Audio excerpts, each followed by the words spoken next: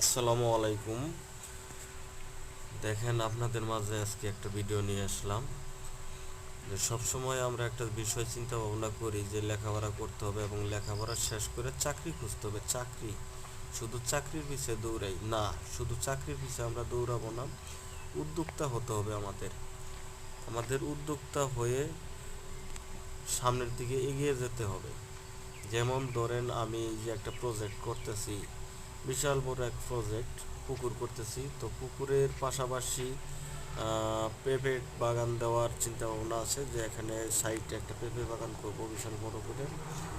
তো আল্লাহ পাক যদি রহমত করে, আপনারা যদি সাপোর্ট দেন এবং ভালো পরামর্শ দেন যে পুকুর উপযোগী করার জন্য কি কি করতে হবে প্রথম অবস্থায়, এটা পরামর্শ চাই আপনাদের কাছে। আর একটা বিষয় হলো যে পেঁপে বাগান যে করব, পেঁপে বাগানে কখন করার সময়, এই বিষয়গুলো, খুঁটিনাটি বিষয়গুলো আমাকে যদি আপনারা সাপোর্ট দেন, অবশ্যই আমি চেষ্টা করব।